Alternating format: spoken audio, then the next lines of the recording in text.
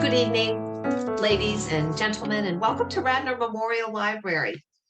It's summer, it's the almost end of summer, but we're still carrying on with our Tales and Tales theme that is and was Summer Reading Club. And we are thrilled that Dr. Ava is here again with us tonight. And this is the third episode of Conversations with Animals. The title of Dr. Ava Frick's book is Conversations with Animals, From Farm Girl to Pioneering Veterinarian, the Dr. Ava Frick Story. And you heard me last time say that we had the book on order. Well, we do now have the book at Radnor Memorial Library in Wayne, Pennsylvania, but it is checked out at the present time. So I thought, boy, that would be cool if I could actually hold up the book. But I'm holding up the paperwork that I've been pretty copy of the book cover that I showed in the first and the second episode. So let me tell you more about Dr. Frick. And again, thank you all for coming, everybody. I know it's still daylight and it's just nice that you're here with us tonight. Dr. Frick has authored many magazine and newspaper articles, hosted radio shows, and of course, hours of public speaking. Dr. Ava educates, entertains, pet owners, horse trainers, veterinarians, and just about anyone interested in helping themselves or their animals.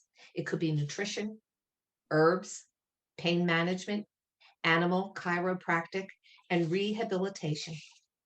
And tonight, as I said before, through the magic of Zoom, Dr. Ava joins us from her home in Arizona.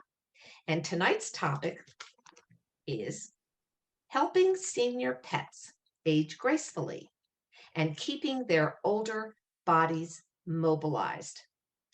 And what we'll do is what we did last time. Dr. Frick has a lovely presentation and we'll move through that. And then in about 35, 40 minutes, we can have our conversation with Dr. Frick. So thank you everybody for coming. And Dr. Ava, good to see you. Good to be here. This has been a fun 3-series program, and I'm just thankful and very grateful that I was invited to be a part of this summer. So we are going to talk about helping those older bodies to age gracefully. We want to think about those seniors, and certainly depending on what breed of dog you have, some age earlier than others. Cats, mostly you're going to start thinking about seniors being beyond 10. Some of them, of course, are younger when they're older, and some are older when they're younger. So the concept of fitness in motion, there's commercials and ads for people about keeping your bodies moving. Well, it's the same for animal bodies too. We've got to keep fluid going through the joints and keep the circulation. That helps the bowels, it helps your digestion, it just invigorates the entire individual. So we want to keep fitness going. And how can this be accomplished? Well, with my Life Extend method, we look at the nutrition, hair tissue mineral analysis. I'm going to cover some exercise programs. Certainly regular exercise is optimal, even if it's just a short stroll, a little bit of a walk, helping the cat to chase something around the house to keep them mobile.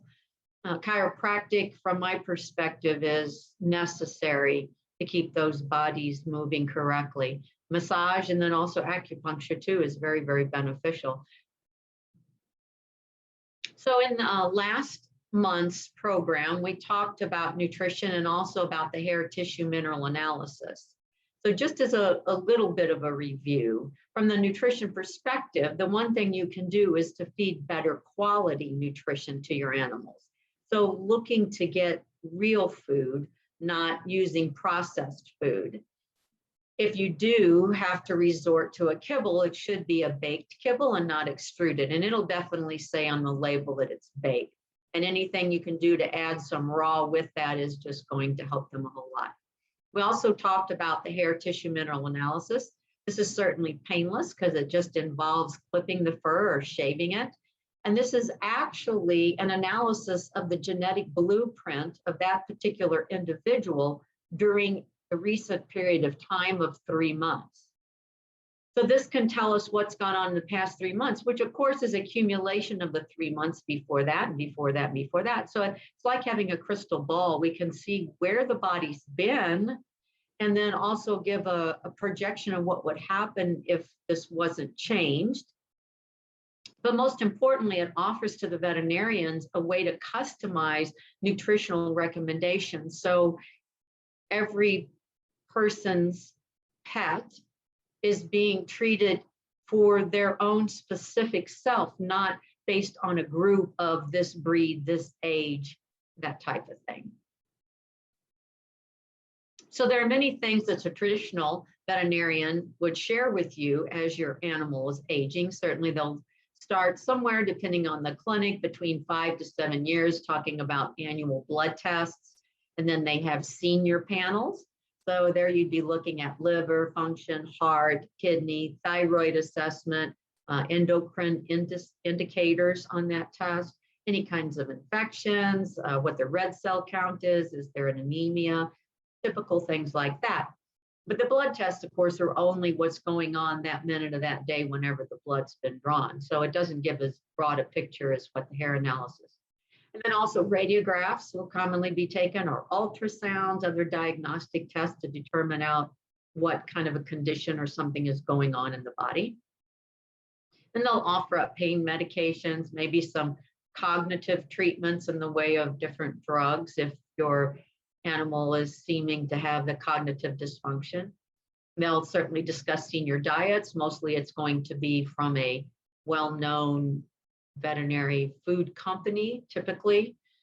Dentals, they'll talk about that because the health of the teeth is really, that's another window to the body, and everything that moves beyond the teeth goes into the lungs, into the blood system. So infected mouths are not good at all. And they may offer surgeries. A lot of times as the body gets older and the endocrine system starts to waver, then they'll start to get warts and growths and things like that on the skin, around the eyes, and different places. So that may be offered up. And then certainly they'll talk about joints and supplements that you can use. But it doesn't give you all of the options that are out there. You need to look beyond the traditional. So when we get into complementary medicine, then that's going to be those things that the traditional veterinarian may not share with you. And this is a little alpaca that had gotten run over by the herd and had injured her back and was having troubles getting around. And so she came in, she has her actually in this little support system, but we did therapy with her. I did the chiropractic with her. The owners had exercises to do at home. We even put her in our underwater treadmill. So there was a lot they were doing to get her up and mobile again. And it was quite successful. So the area that I first want to focus on then is chiropractic. So there is an association, the American Veterinary Chiropractic Association. This started in 1989. And it is a group of certified doctors. So you have to either be a chiropractor or a veterinarian to go to this program. And then certainly the veterinarians are going to learn how to do adjustments and how to palpate from a chiropractic perspective, which is a lot different than traditional veterinary medicine. And then the chiropractors have to learn the intricacies of dealing with a quadruped. They're mostly, other than the duck there, certainly he's not a quadruped because his wings aren't on the ground.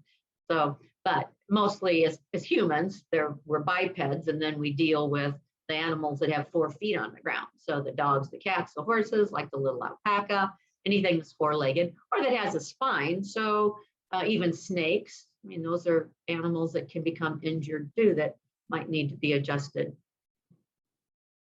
So the importance of chiropractic comes into play if you think about the fact that all the electrical information that the brain is sending out to the body, telling the body what to do, indicating to the body how to function, not only from mobility, but also the gut and the endocrine system, all of those nerves have to exit the spinal cord and out through the vertebra, the bones of the back or the skull at some point along the way. That's how they get to the body parts, the organs, the glands, all of that. So if there is a distortion, if there is a malplacement, if there is something about those joints of the the vertebra that are not accurate, then that nervous information that's trying to exit there, it also is impaired.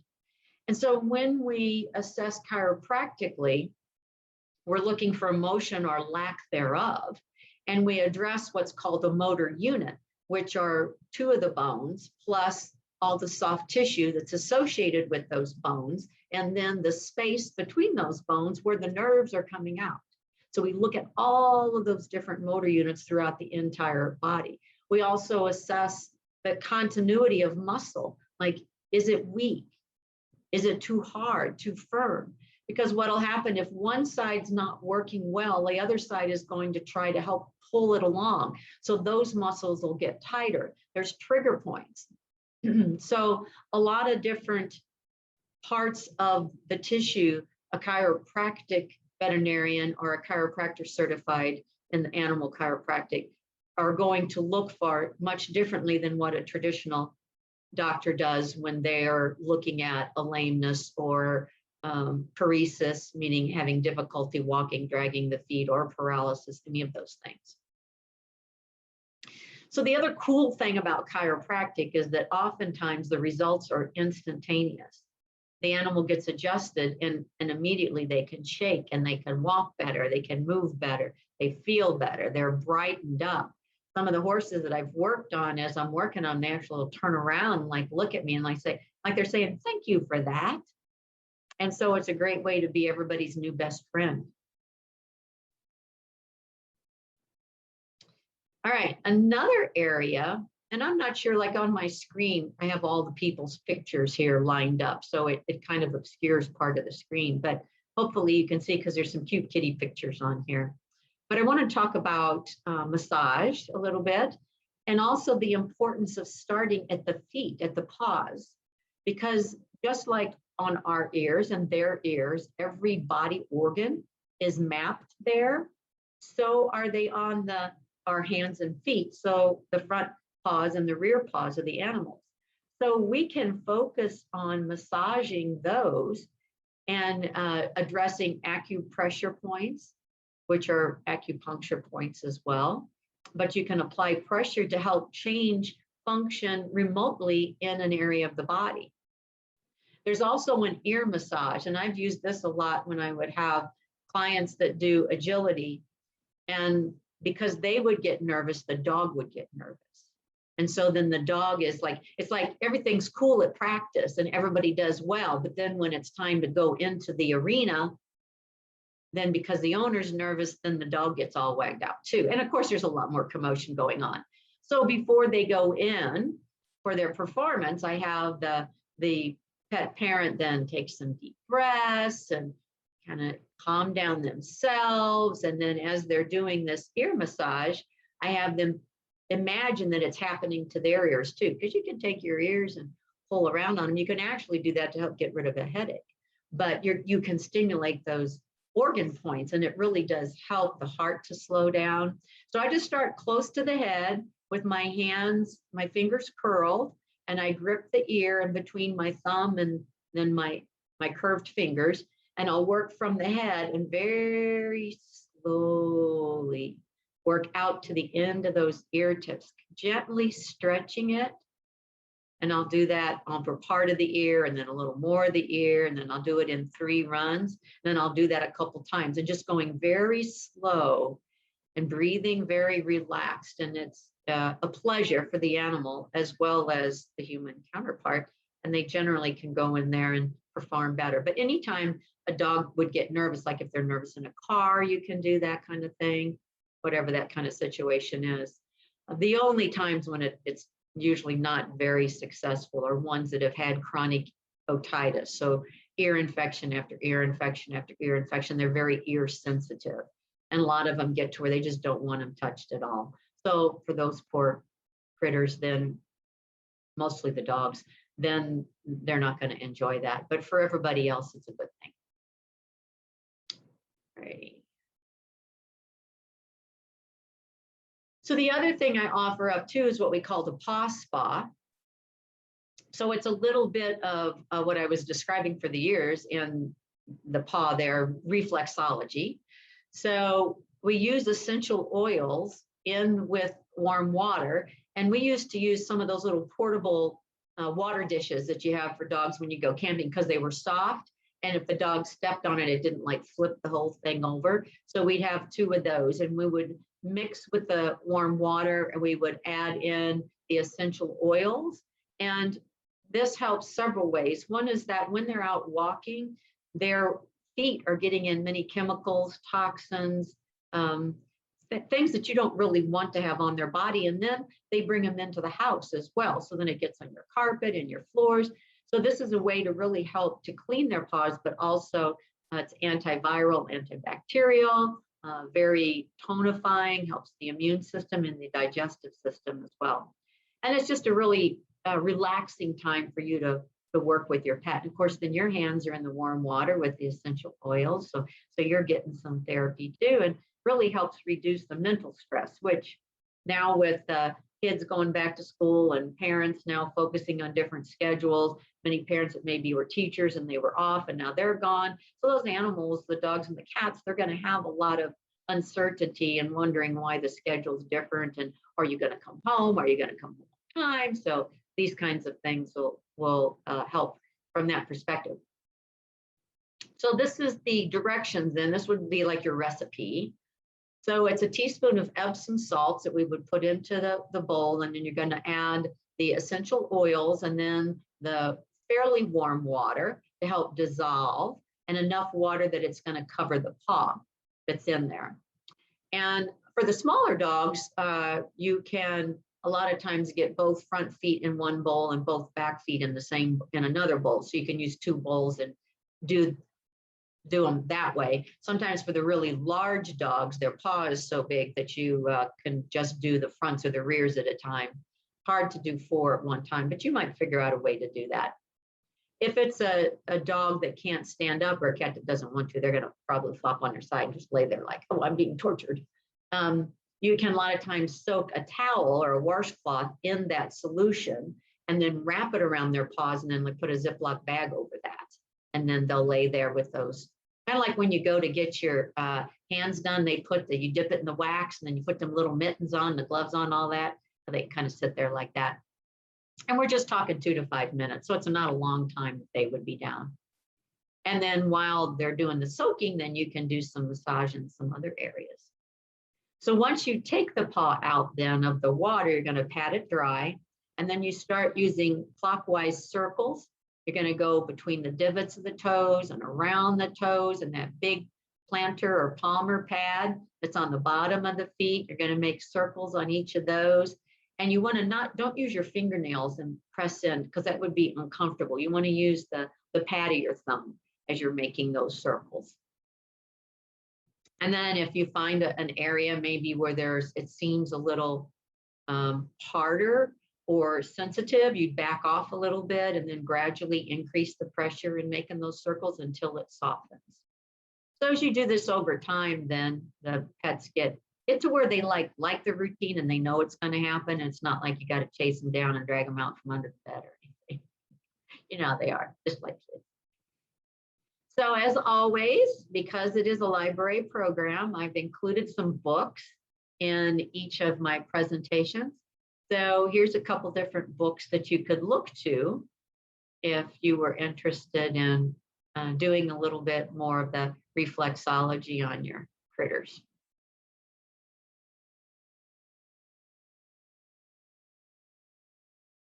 So there are a lot of different ways that the seniors can exercise. Certainly walks are going to be the number one. It's just to keep that body moving. FitPaws is another program that there are master trainers, and I'm one, and I also had a technician at my clinic, which is both of those pictures are dogs that we had at the clinic that were patients that did the program. The pug's not as old as the terrier, but it's something that you can start them out learning earlier and then they can graduate up. And it's a gradient of programs that you start with them just learning. It's about balance. It's about helping them to be more coordinated and improving their balance. You can also use cavalettis, which if you look beyond Russell, the terrier on the peanut, you can see beyond, or the back of that picture are some cones that have little poles through them. So they can learn to pick their feet up. And that's just like older people. They start scooting and they scoot, scoot, scoot. If you think about Tim Conway, scoot, scoot, scoot, scoot, scoot. Well, then when they reach a brick and their foot has to come up, or at a stair, because their brain hasn't continually been signaled and asked, pick the foot up, now it doesn't do it automatic. And the person may be thinking that it's happening, but even though they thought it, it's not happening because they haven't practiced it. And that happens with the dogs too. So if they're having problems with their signals getting from the brain all the way down to those paws, especially the rear paws, and they'll drag their toes as they go. So by encouraging them to step over very low poles, you're helping to engage those signals from the feet to the brain, and then from the brain back to the feet, so that they continue to pick their legs up, use more of their muscles, support their back better, and then with all of that, stumbling less. So I have the word proprioception on there, and that is what's happening with the feet. So proprioception is the signaling that you know where your body is in space without having to think about it. Like it has to do with your balance, but it has to do with your feet knowing they're on the ground, or that you go to walk and your feet recognize the ground's there, or you know how high you're going to pick them up. Proprioception can even be part of that. You go to hit the light switch and you look at it, but you don't have to look at it the entire time that your hand is moving towards the light switch. You know where it's at, you just go to it and you flip it on. And so proprioception is helping to coordinate those signals from the environment around the body, through the body to the brain, so that the brain can then signal to the body what else to be doing with it, hopefully appropriately. If the signals going in are correct, the brain will tell the body what to do going back out. So this is a program that's set up. It's a lot of fun. It's done. You can have it in groups, but also there are private programs that you can set up. And if you look at Fit Paws, if you Google that, Fit Paws USA is the parent company, but there are a lot of different trainers across the United States that have learned how to do this, and it helps everybody all the way around. It's just a whole lot of fun, and the dogs like it. And you can certainly do it with cats too. We've had Martha, our example cat, is the one that lives with me now, but she used to live there at the clinic, and so she would get pulled in to demonstrate things from time to time. All right, another program, this is one I've created. It's called Tai Chihuahua. And so I was doing Tai Chi back in 2003, 4, 5 is when I started, in the early 2000s. And I needed to do something that wasn't so high paced, because everything I would do was like I needed to chill myself. So I signed up at the college to go do some Tai Chi classes, and it was a whole lot of fun. And the thing that was interesting for me is that all the Tai Chi moves describe a motion of an animal of some kind of species. They're because they observed how animals conserve energy and then use that energy when they need to, in flight or in motion and jumping, whatever. So as you learn Tai Chi, the words that describe the moves are all animals. And so this one day I was there in class and I just started laughing, thinking about Tai Chihuahua. So I created this, and it's a very low impact program.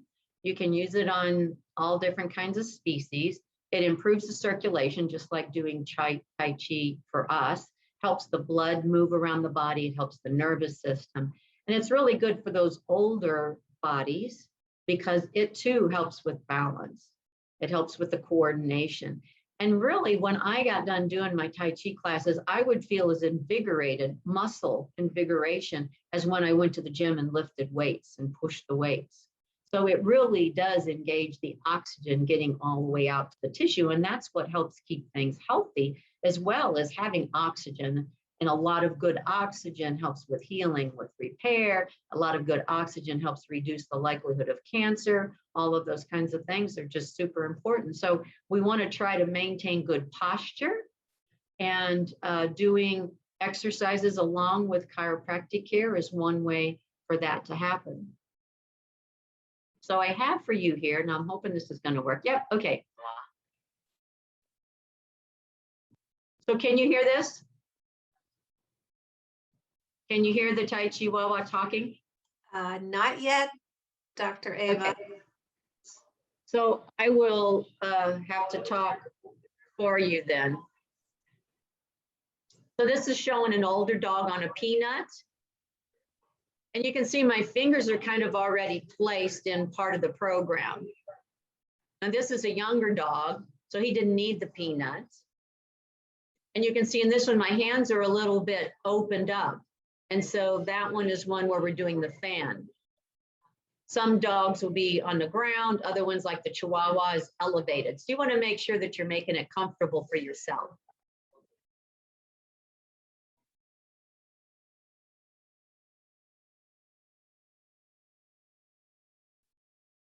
So you can see here, I'm standing a little bit behind and off to the side. And so if you are not in that position, then you'll have to invert. But you want to have the dog squared up, just like the Wuji stance is in Tai Chi. And then think about yourself as well, because we don't want to do anything that's going to stress your low back. So you have it in a way that you're comfortable and they're also comfortable. So this is the awakening.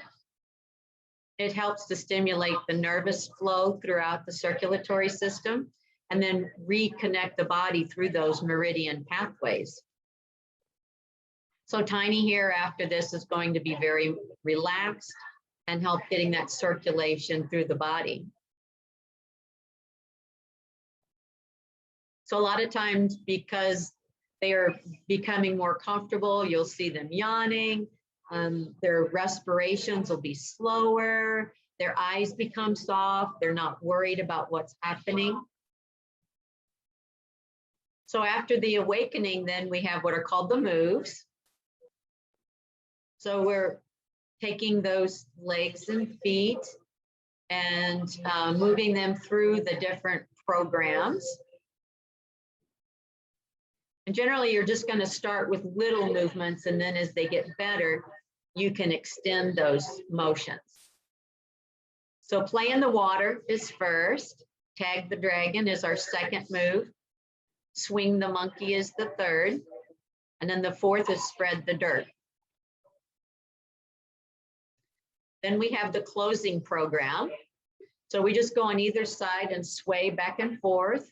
This is moving them called See the Horizon. And this one's called Praise the Sky and then Thank the Earth.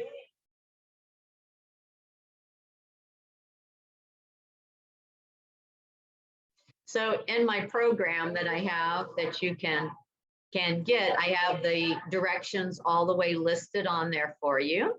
And then you're able to also download the directions as well.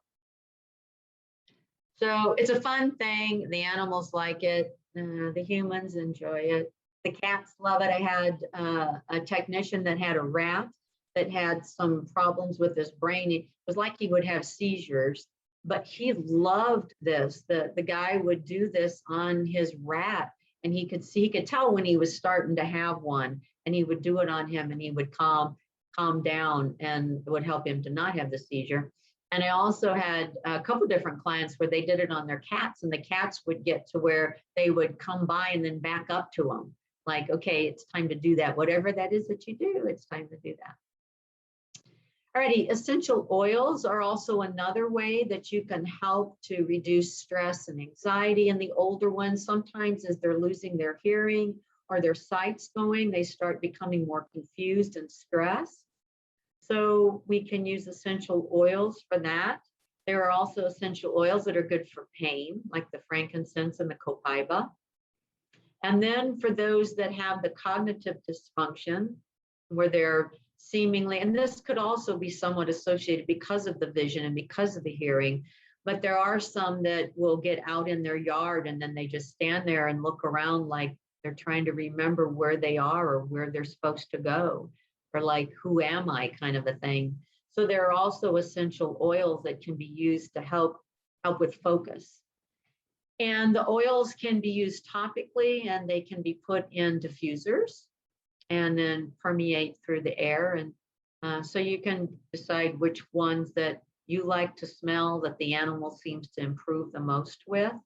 There certainly are some essential oils that can be given orally, so you can consider that, but I would suggest getting with a good company. I like doTERRA. Young Living is also good, and there are a lot of different other companies out there as well.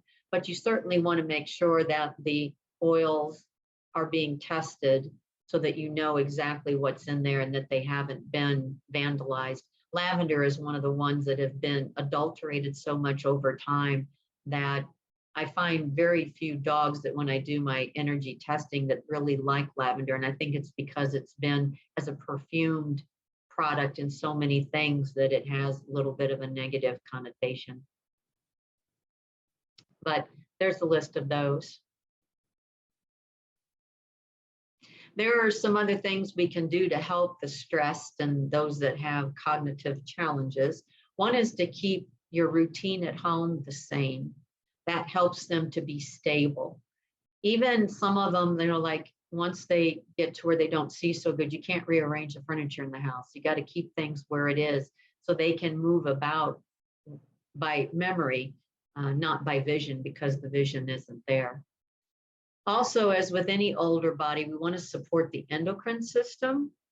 So that's the adrenals, the thyroid, the hypothalamus, the pituitary. That's what's keeping everything in the body working in a coordinated way. And it's what supports the immune system as well. And certainly as we age, these endocrine glands start to wear out. It's like they have so many miles and they peter out too. Changes that you will see as the endocrine system starts to waver. One can be thinning of the hair, just like with people. So as the hypothalamus and the thyroid and the pituitary start to lose some of their punch and power, then the coat becomes thinner. You'll also start to get what people commonly call liver spots. Well, through that thinner fur on the dog, you can start to see now little pigmented areas on their body that they didn't have before. That's an endocrine signal. With the thyroid, there can be sometimes changes in the oiliness of the skin and the fur where they get more oils. But also with the thyroid, wavering is the signal of warts. So you start getting warts and growths in the skin. That's telling you that the thyroid gland's not able to keep up. And there's ways to support it, not just doing replacements. Like the thyroid needs iodine. Well, some animals are iodine deficient, and that's why the thyroid can't make the hormones because it doesn't have enough iodine. Selenium is very important to get the thyroid hormone out of the blood to the tissue. So the thyroid could be making enough hormone, but the cells, the body may look thyroid deficient because of a selenium deficiency, but it's not getting the hormone to where it's supposed to be so the cells can use it and then do their job. So indicators, adrenal glands, oftentimes with the adrenals, now they can become exhausted and wear out, but generally before that happens, they are going so fast for a while, and you'll see the effects of too much, which would be panting, drinking more water, bigger appetite, kind of a pot belly. Too much cortisol is like being on prednisone, and it causes weakening of muscles. So the top line isn't as muscly looking, the bones will show up a little bit more, the belly gets a little rounded. So we want to keep that endocrine system going well for as long as possible, because that's what's going to help that older body look younger. It's like with people, you can have somebody that's 80 look like they're 65. They got a good endocrine system. You got somebody that's 60, looks like they're 80, then their endocrine system is already hitting the can. And so we want to support that. The other thing for these older ones is to have night lights on, like at their level where they walk along the outlets on the floor, because that will help them as their vision. They get, just like with us, we get older and it's like you can't read the fine print as well, or you got to get more light to read it or go to a window or a door. Well, they're just the same. So as that lens becomes thicker and less resilient, less mobility within it, they can't focus so good. And so having more light getting back to the retina then allows them to focus and be able to see a little bit. So oftentimes putting the lights on helps them to not get fretty at nighttime. And then there are different herbs that can be in tablets or powders, or you can make teas that then you blend in with their food. Of these herbs, St. John's wort, skullcap, valerian, romania, rhodiola, and ginseng, those are all herbs that help the mind, they help the emotions, they help the endocrine system, they help support all of that. And so adding some of those into those older challenged individuals can make a difference as well, help them along the way. All right, another thing that I want to share with you is a prescription microcurrent device. It's called Alphastem, and the website for animals is this alphastemforanimals.com. So I've worked with this company now for 21 years. In the late 1900s, early 2000, I was going to human physical therapy and pain management conferences, trying to figure out what did they have for people that I could learn and apply to animals regarding pain. I wanted to help them with pain because at that point in time, we had Rimadyl had just come out, phenylbutazone was a biggie. They were still using aspirin or Tylenol.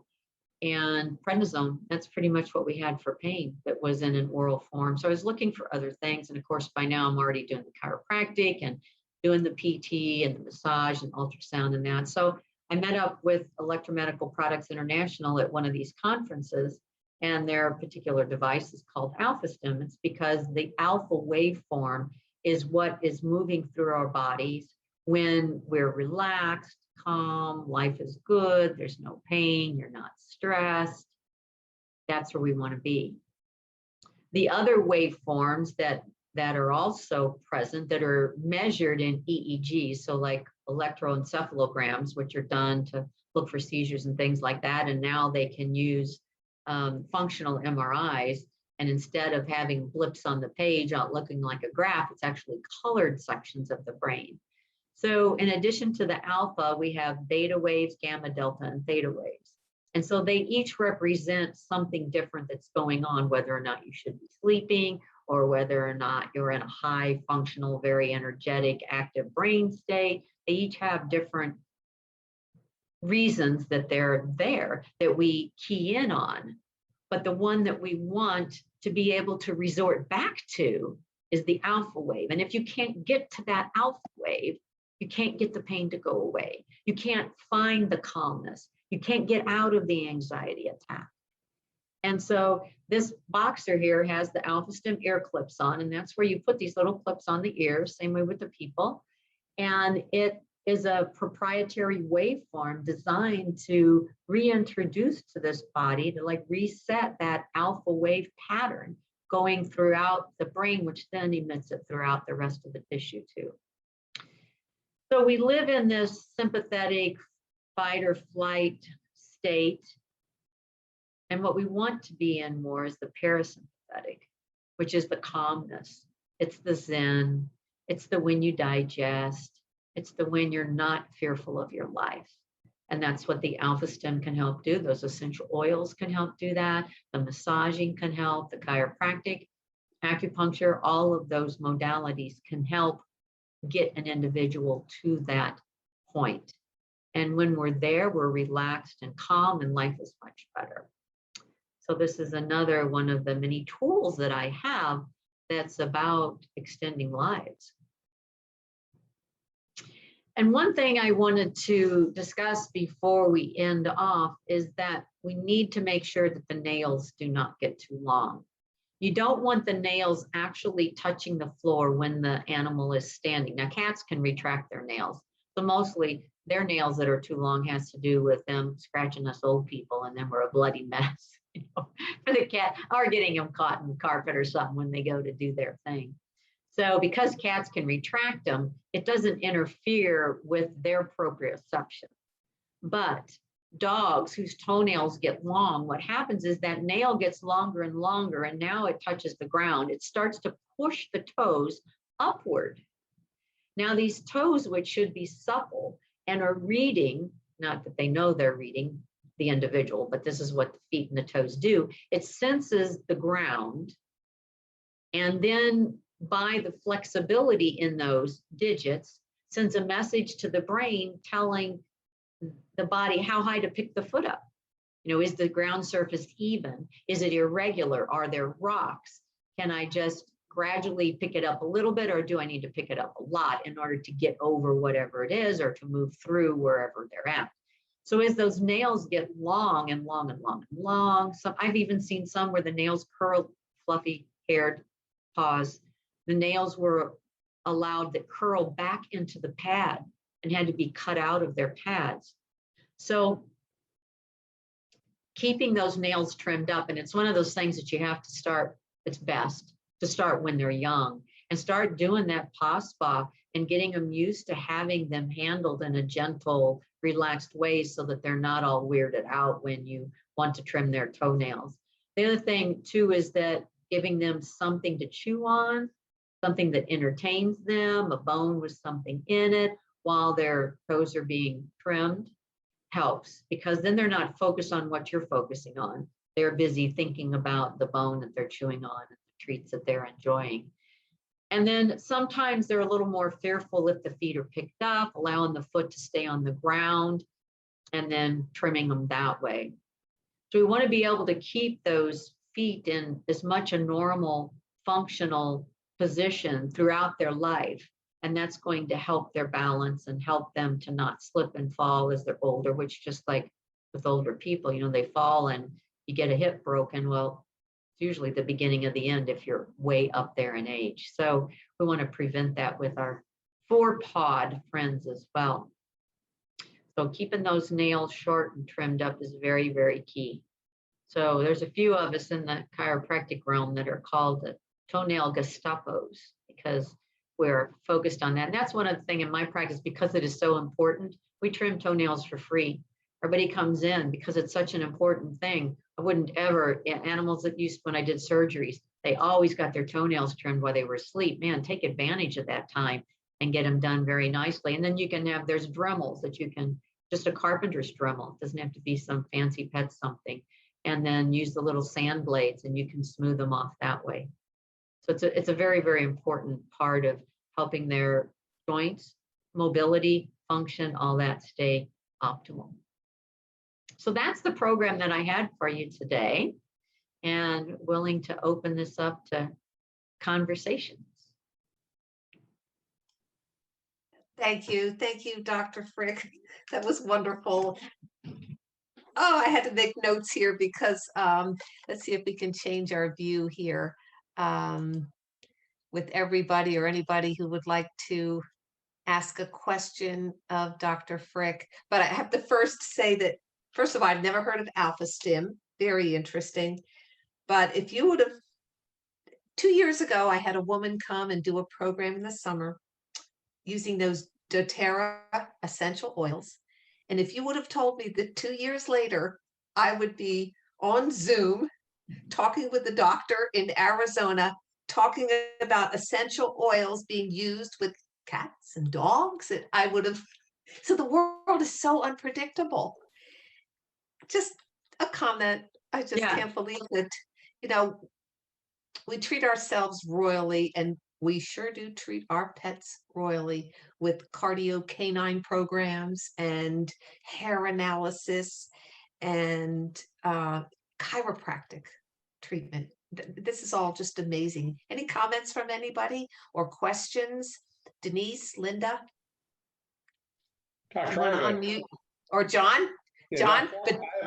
I have a question. It's kind of not really specific as to what you talked about, but with respect to dogs, can you kind of give your impression as to when our dogs are getting to the point where, you know, it's time to put them down? What major points should we be looking for to tell us, you know, it's just not, we shouldn't really try to continue their lives anymore. You know, I've been through this 4 times, and it's just always very, very difficult when to make that decision. What should we be looking for? That's a good one, John. So that decision never gets easier, not for the people that are caring for them, nor the veterinarians that have to guide along the way either. But that decision is in the end always made out of a lot of love. And what I always look for and direct my clients is that whatever that animal did that showed you he or she was enjoying life and having fun. Like if when you came home, the dog would go grab its bowl and bring it to you. If he still does that, no matter how much effort it takes, it's hard for him to get up. He has to get to the bowl. He has to pick it up. He drops it 2 times, but he still makes it to the door to share it with you. Life is still good. Okay. The quality is still there. When they get to the point where there's more and more of those things that they did when they were enjoying life that they can't do anymore or choose not to do, then the quality of each day is becoming less. And then another one would certainly be if your dog you were mentioning was extremely social, and now you find it avoiding people, wanting to go hide, staying. Now, some of that can happen because they don't hear as well, and so they don't notice or hear things. And then you walk over to them and you're like looking really close, trying to see if they're still breathing because you used to can never sneak up on them. That part doesn't exactly count, but I'm talking about they're awake and normally, you know, you guys are having dinner or the family's out and normally they would have been in the middle. Now they want to go hide someplace and not be around everybody. Then they're also saying that their socialness is not a quality anymore. And so that would be another thing to look for too. And then certainly if they're crying, like if there's pain that can't be resolved, then that would, or like seizures that can't be resolved, something that's come on, like say they're 17, never had seizures before, and now they're starting to have seizures. Well, it probably is a brain tumor, and there's going to be a timeline when they become so successive that there's no break in between. So early on, there's probably a little bit you can do to help, but it won't be very long before you wouldn't be able to because of the age factor and where the seizures probably originating. So those are the things that I guide them through. Okay. Always very difficult, that's for sure. Isn't it? Yep, it is. Yep. So while we're waiting for any other comments, I didn't say that, and maybe it was on my slide there, but the Alphastem itself originally in the 1970s, late 60s through the 70s, the research that was being done on microcurrent therapy was all done with animals to prove the safety and efficacy of these devices so that it could be launched for people. So in 1981 was when the FDA cleared, this was the first device that had a dual clearance for not only the pain, but also the anxiety or stress, you know, multiple anxiety, insomnia, depression, all of those is one group and the pain is another group. So it was the first multi-approved medical device and has more research for its effectiveness and its function now in the human realm. So once they got it approved, then it started opening up into the human market. So the human site is alpha-stem.com, and you can read all the information there for people. And then we have the animal site too. Mm-hmm. And then I remember with dogs, not that long ago, they came out with probably something like Tai Chihuahua or just something developed by a doctor who said, if you lay this blanket on your dog, he or she will be soothed and quieted down. And now aren't people buying weighted blankets for the same reason? Isn't that, because you've heard about put something on your dog and it calms them down. What do you know, or what can you comment on that?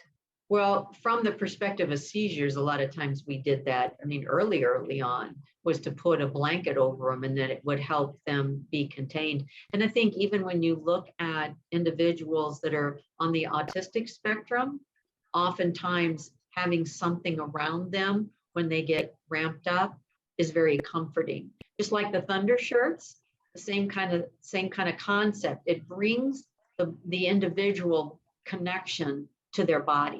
So they're not feeling so spaced out and all over the place. So it's got a little bit of that as the background as to why those are helpful. Yeah. but it's actually that I heard about first using it with, I know it was a dog. And then I know recently I've heard people at Christmas time say, I want a weighted blanket. And so Yeah, is that well, something that again, happened is that something that they thought, well, it worked with dogs. Let's try right. it on people. It's Everything like that's got their 5 minutes of fame. So, get her out there while you can. and it's just wonderful, all the things that that veterinarian medicine continues to discover. It evolves just like the medicine that is studied by the people doctors and the researchers. And it's kind of happening. Does it happen quickly or does it happen slowly? Or are all of you specialists in that field on your own, just trying different things and then convening somewhere and talking about it? So you share a lot. It happens that way too. But if you think about all that, even those doctors that are doing the research for the humans, it still starts with animals. Yes. And so oftentimes, once the research is done and it might be published, the FDA may not have cleared something, but fortunately for us on the veterinary realm, hey, it's already been used in our venue. And so we can off-label products and use them, even though they're not FDA cleared for, of course, they'd have to be FDA cleared for the animals. And a lot of times it doesn't go that far. Once it gets FDA cleared for the people and all the research originally was done on the animals, it's like kind of an open window, okay for us, then to use it to help the animals. So the timeline between the veterinary field and finding solutions to problems and the human field and being allowed to utilize a solution for a problem can be very different. Mm-hmm.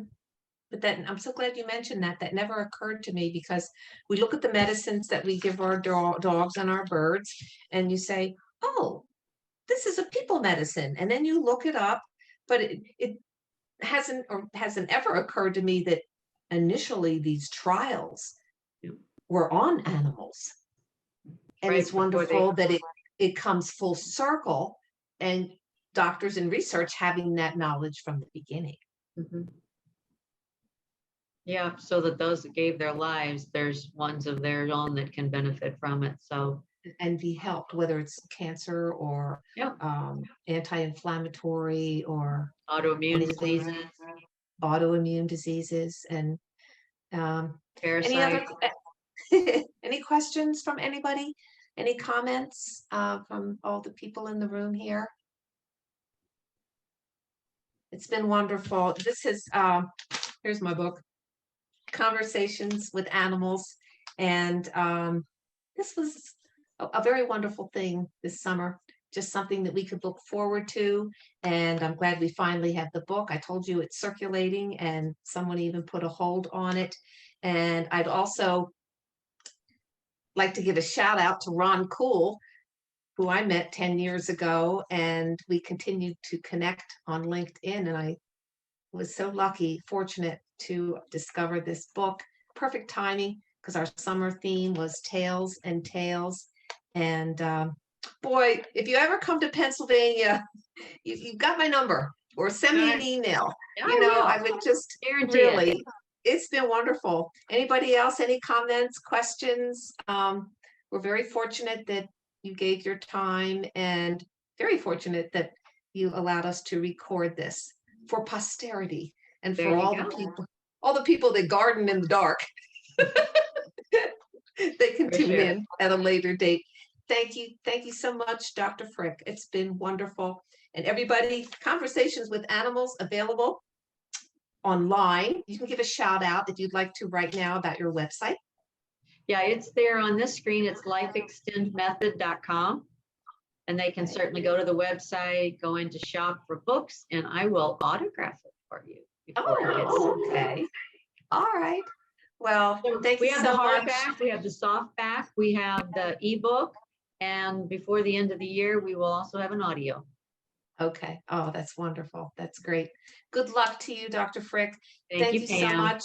Thank you, John, for your input here tonight. And it's been wonderful. I wish everybody all the best. Stay well, and we'll get through this And it was certainly a big help with Dr. Frick this summer, just coming and talking with us and sharing such wonderful things about our beloved pets. So thank you again. Thanks, Dr. Frick. You're welcome. It was wonderful. I agree. Good luck, everybody. Thanks a lot.